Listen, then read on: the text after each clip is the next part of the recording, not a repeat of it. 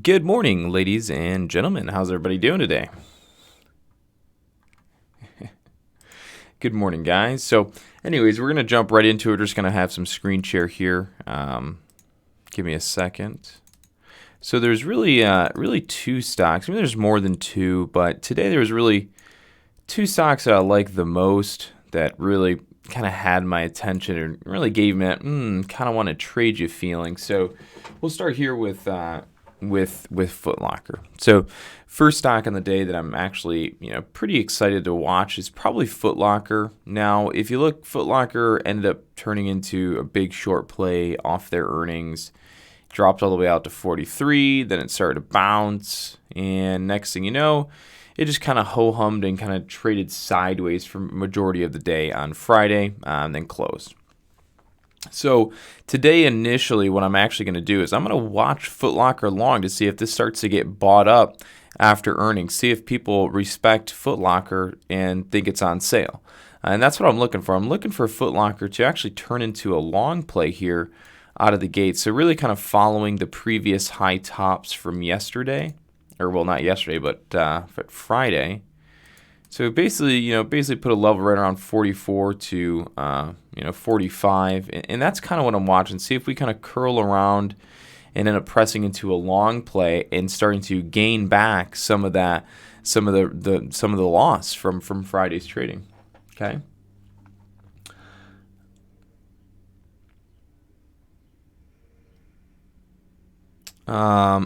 So yeah, that's just it, right? Foot Locker, you take a look at it on the daily chart, got absolutely smoked.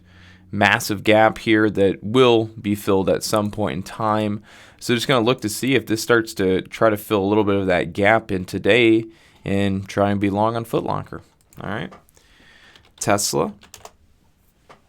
So Tesla, I want to be long bias, but again, I already know how bad Tesla's been performing. So though I want to be long, I understand that you might be fighting the trend a little bit, but we are down to a relatively good buy point, right about 180. We're getting down to some really good dip levels. So for the past week, I've really been more long bias than bearish, just because we're down into a buyer's level.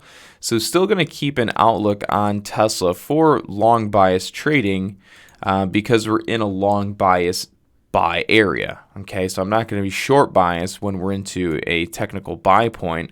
I'd rather be long bias and then be wrong and it be a short still, right? So still just kind of hanging out and going to be watching Tesla today for a long bias trade. Okay. Jackson, I will take a look at INPX here for you in just a second. So again, if you do a 3-year chart and you look at Tesla, you go, well, it was at 180, 178, went all the way up, came all the way down. Now we're back at this level. You'd think that we're going to start seeing a little bit of a bounce. You'd think so. Yet we have not really started bouncing, but that could all change within 1-2 days of trading. So again, still keeping a close eye on Tesla for a long bias trade. INPX. Okay, so INPX is a little penny stock. It's been around for quite some time. It's going through a little bit of a spike this morning. When they spike like this, you really shouldn't get too excited about them because whenever they spike like this, they usually end up performing very poorly. So INPX still has 8 million shares outstanding. It has a float of about 6 million. It has a short float of only about 6%. And let's see if it has any news. Let's see, that's the next question. News. There is news this morning, so that's really what it has going for it. So the reason we're starting to see INPX pop this morning, give me a second here. So the reason we're starting to see INPX start to pop like this morning is because there's some news here on the stock. INPX to acquire rights to GPS technology portfolio, integrating outdoor GPS with indoor positioning system. Don't know what any of that means, but sounds cool. Yeah, that's really just it. There can be. Here's another headline piece here. There can be no assurance that the transaction will occur, INPX. So again, you're starting to get some news coming into the stock, and that's why it's starting to pop up. So I'd watch it long bias initially, just like this day where it had a nice spike and then it kind of spiked out of the gates real quick. That's what I would watch. I'd watch for a quick spike out of the gates and then probably be done with it. There's really not much more you can go off of. I mean, it's got resistance up at about 120, up to 135s and even up to this 170. I'd be extremely impressed if INPX even makes it to 120. So it's worth watching. Maybe I myself wouldn't trade it, but all it really has these two little candle pops. It's really not a whole lot going on there, Jackson. To the gentleman who asked about, what do you think? Oh, Momo. Yeah, Momo had earnings, or Momo's coming out with earnings today. Based on the pre-market action so far, I'd be more long biased than I would be bearish.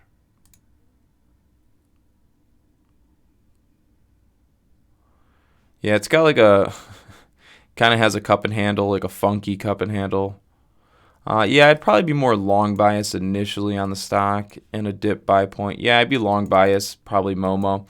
I mean, this is something I was going to keep on a side watch today. Pre-market, it just didn't look all that great when it's kind of fading out. But now that it's kind of bounced a little bit, yeah, I would say it looks a little bit better long bias from the pre-market trading side of things. It does have a lot of resistance. It's been fighting here at about 27. So if it can get up and over 27, it'll probably have a nice little push to it.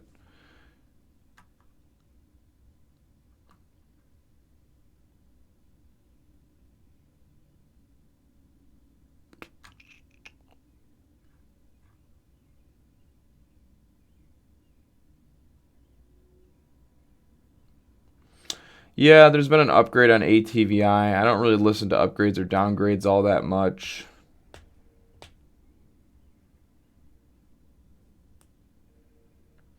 Yeah, BIOC, I'm not crazy about. I did see it pop this morning. It's probably just a short squeeze pop from being high in the day. It might have another little move to it, but I probably won't trade it. But yeah, I mean, this is normal. I mean, this is what we see all the time. Some more fluff news, probably what that is. But anyways, yeah, I mean, you have the long play goes up. Everyone shorts it coming down. Shorts get squeezed. Shorts get squeezed. Back up a little bit, and then it fades all the way out. I mean, this is classic. It's just a little penny stock bounce. So I wouldn't expect too much more out of BIOC. Right? It's already kind of went up. It's come down. It's bounced. It's probably going to top out, and then it either holds and kind of does some choppy trading, or it just fades all the way out. I mean, it's very common. We see it all the time. OTLK did it, right? Go look at OTLK. Same thing, right? Goes all the way up, comes all the way down, bounces, fades out. So it's just a classic. Basically, I just gave you guys a lesson. Like, really, anytime you see a penny stock, right? If you're really into trading them, anytime a penny stock spikes up, you could usually buy the dip and it'll have another bounce day like that almost every time. It's very, very, very far and few between they don't have this little secondary bounce day.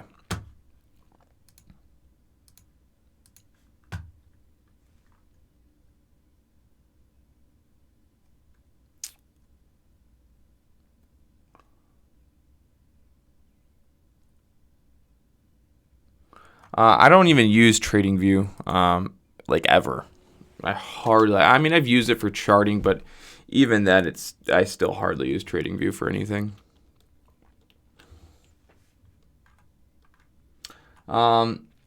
Something to consider here too is like Roku. Roku's been on a nice trend. I think it got downgraded to just like a neutral by someone today, or yeah, just got down. It didn't really get downgraded, but yeah, 7 downgrades, Roku to equal weight. So basically neutral. Yeah, but it's starting to gap down. I mean, it's done this a couple times. This is a situation where you don't really want to fight the trend on Roku, but at the same time, this is gapping down here, and it's been on a nice run, so I might watch Roku for a short play today as well.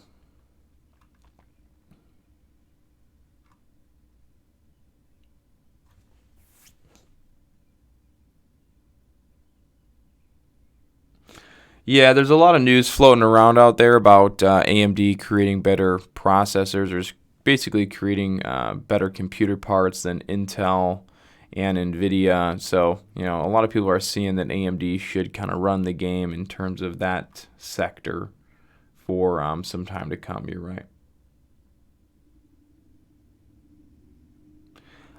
Wayne Jackson, you can't auto add them. You have to add them yourself. So it's all in the drawing tab. So if you go up to the drawing tool up here in the blue bar, that's how you do all your drawings. So just go to drawings and they're right there. Click them, add them. ATVI, yeah, got an upgrade. That's why it's popping this morning.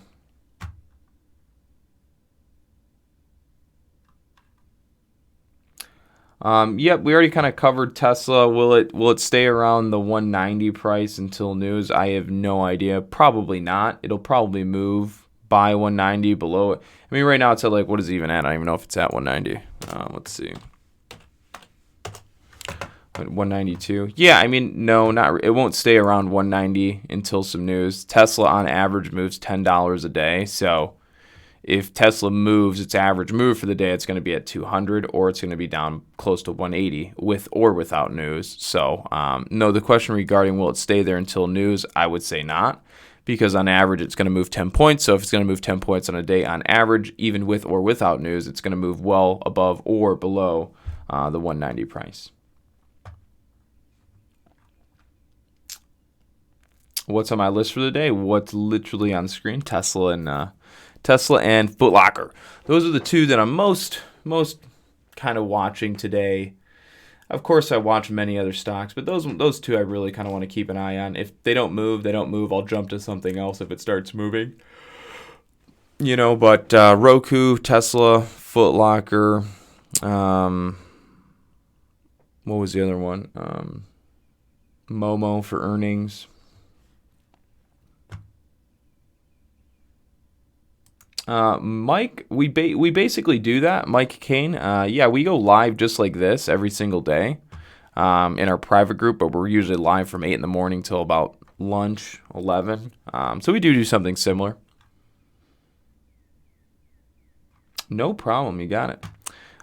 So yeah, I mean, that's really just all we're looking at. Something we could touch on here this morning is going to be the overall market, SPY, whatever, Dow Jones, whatever you guys want to really look at. So again, market's doing exactly what we said it was going to do. Not that makes us a genius, but it's just doing exactly what we anticipated, right? So we had our big move down, right? This is literally, if anybody remembers our stream from Friday or Thursday, we said move comes down, we put in a low point, went up, put in a high point, okay? And then it started to roll over, it put in this top. I said, now this is our next high point.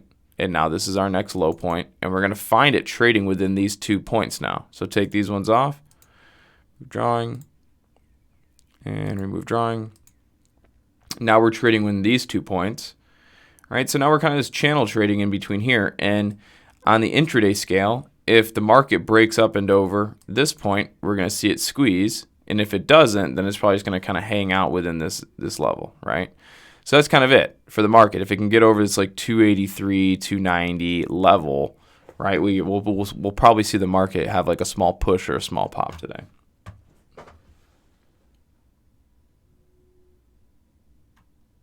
I never really traded crypto. Will I get back to trading it? Not really, probably not.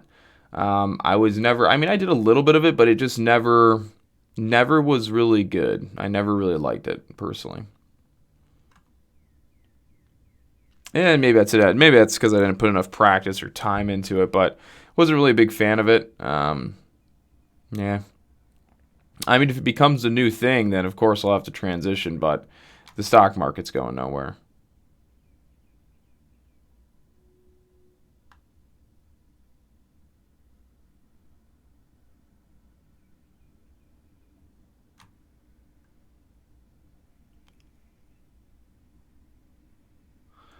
NASDAQ SE, I mean, I use a credit union myself, but I wouldn't really be able to tell you whether or not using a credit union or a bank would be better for them giving you a loan on a car, because I've always been with a credit union for that. You know, I wouldn't really know that.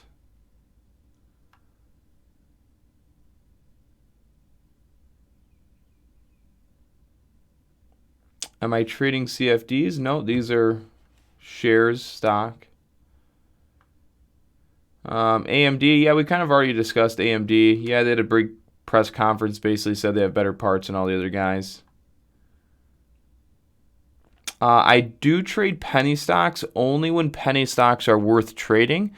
So for me, I have a high list of criterias that penny stocks need to meet before I'm even willing to trade them. So so for me, I only trade penny stocks that are worth trading. Okay. Whereas everybody else, not everybody else, but a lot of people who trade penny stocks, they just trade penny stocks to trade penny stocks because they like to trade penny stocks, when in reality, really penny stocks are only good to trade very far and few between. So it's like, I'm just extremely selective on the penny stocks I like to trade these days. And I used to trade them more often, but I slowly learned that they're really not even worth trading except for couple times, right? So if I'm going to trade them or if I'm going to mention them, then that means I actually see value in them. So that's another thing is if you only trade penny stocks, you're going to find yourself chasing around penny stocks to trade. They're only going to have a 10, 20 cent pop in the day. And that's just, you can make money on 10, 20 cents. You're just going to have to leverage up your size like crazy. So again, you could still argue that it's preference. But from professional opinion here, penny stocks are only worth trading a little bit here and there, and the criteria they have to meet for me to even trade them is so high that is why you never see me trading them, because they just don't meet the characteristics that I choose or would like before trading.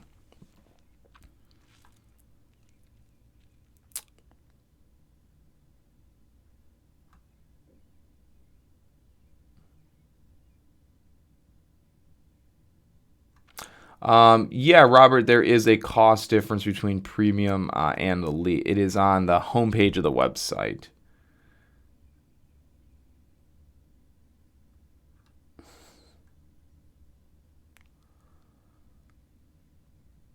Well, see, Juan, when you say option investment, well, no, because really you don't use options for investing for the most part. It's usually all just trading based.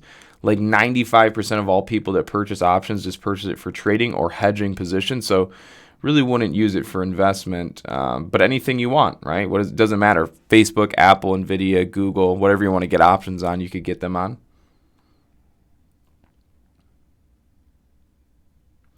I don't even know what Commvault is.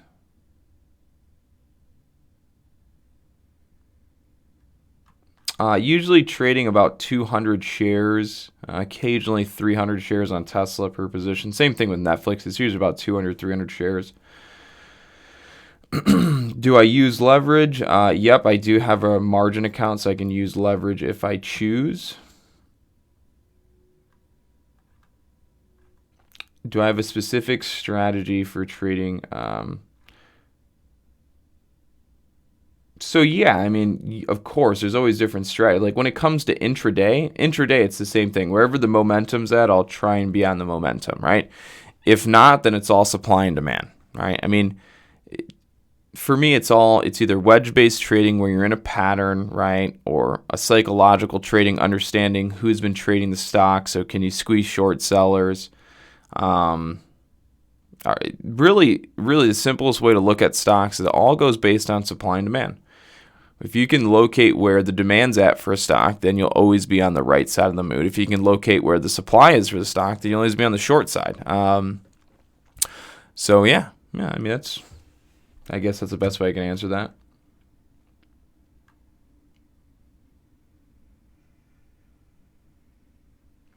A few things have changed. I actually plan to go through and edit our day trading course here pretty soon. I don't diversify a trading portfolio because all positions are closed out before the end of the day. But in regards to just a regular portfolio in general, right? Here's like a quick one for you, right? So like, how do you diversify a portfolio, right? For most people that don't understand the market or haven't been around for too long, and I'm not someone that's been around for 30 years or anything like that. I just know quite a bit. But yeah, like one thing you could do for diversification, right? If I said to you today, right, like a real quick, if I said to you today the market's going to start going through a recession, not like a full-on bloody crash, but we're going to start seeing bearish and we're going to start to see a sell-off and just go through a recession in the market. What stocks would you buy? All right, that would be the question for you. And most people would be like, well, I have no idea. Right? But just think logically, right? If I had to pick a couple things to buy during a recession, what would I buy? Well, let me rephrase that. When people are making less money, they're going to spend less money, right? That's why companies grow, and that's why stocks go up, because people buy their shit. People buy their products. The newest iPhone that's worth $1,300, and the only thing that's changed is the camera. Probably shouldn't buy it. We probably shouldn't have bought the new iPhone for the past 6-7 years. There's really been no legitimate reason to even buy it other than a self-glorification, right? Like being satisfied that we have the newest thing, even though it does basically nothing to help improve our standard of living in the day-to-day life. But we'll still buy the new iPhone. So when you go into a recession and your everyday people start to make less money, the one thing they're not going to go ahead and buy is they're not going to buy the newest iPhone because they don't truly need it. But what they're going to continue to purchase is their electricity and their gas and their water. So what would be better to buy in a bad time? Maybe a utility stock, because chances are people are going to try and keep the lights on in their house before they think about buying a new phone, right? So that's how your brain needs to work. You got to think about what people spend their money on, why people spend their money on, what they would do in a situation like this, what I would do in a situation like that. And I wouldn't buy the next iPhone. I wouldn't buy the next biggest computer if I was starting to make less money. I'd be like, well, I don't need that. I can get away without it, right? So portfolio, right? Having, there's different sectors. There's housing, you have conglomerates, you have basically tech, you have, you could do precious metal. I mean, there's millions of ways. So you have to be able to understand what people want to purchase when they have more money and what people don't want to purchase when they have less money. Okay. Yeah, I mean, you can diversify between bonds and stocks. You could literally diversify just by buying ETFs or investing in a mutual fund and having professionals manage the money. I mean, there's so many ways to do it. It's unreal. All right, one ETF could probably get you 50 different stocks, right? Though you're not diversified in terms of you only have one thing in your portfolio, within that ETF, there might be 50 different stocks. So you're already diversified, so to speak.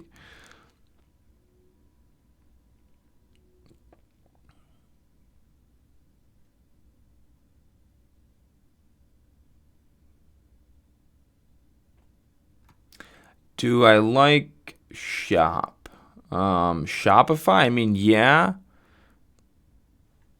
I mean, they have been trending very nicely.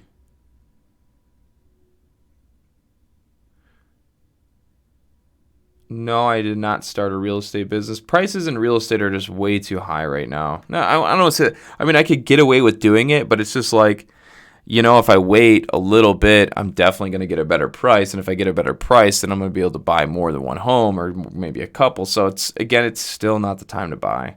Market's still being propped up too much right now.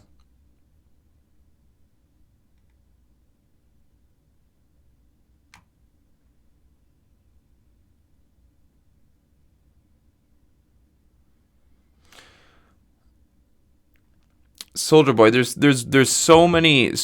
I know a guy that well, yes and no. Like, is there anything more specific? Yeah, if your company's going bankrupt, you would sell that stock, right?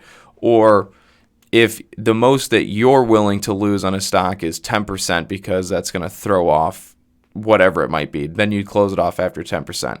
Right? Everybody invests in companies for different reasons. So you always have to be able to justify why it is you're getting into something and why it is you're trading and how much money you could lose on this position or how much money you feel comfortable with or the decrease in loss you'd feel comfortable with. Yeah, those have to be all the things you're thinking about. So there's no really one rule fits all, right? I mean, look at what Warren Buffett does. Warren Buffett buys stocks and holds them for his lifetime. Whereas other investment companies might come in, buy the whole company, change management around, and try and get the company profitable for the next 3 years and then sell it to the next bidder, right? It's like there's so many different ways. I couldn't pinpoint it for you.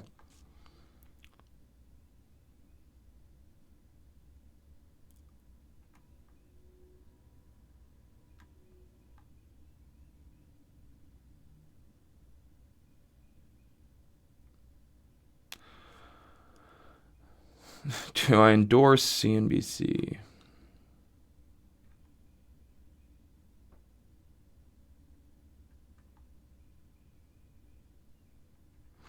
What does it mean to have volume in stocks? It means people are trading them more than just, yeah, people are trading them, right? That's what it means. People are actively watching and trading that stock.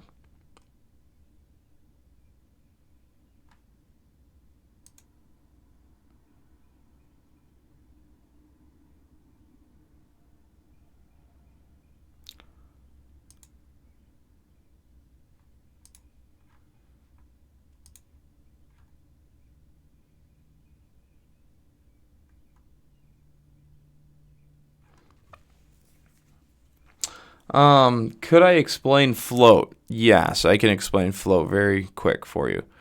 So if you walked into a grocery store and there was someone standing right at the beginning of the door waiting for you to walk in and says, "Do you want to buy a water?" And you look down and he's got a handful of water. He only has two waters. That's his float.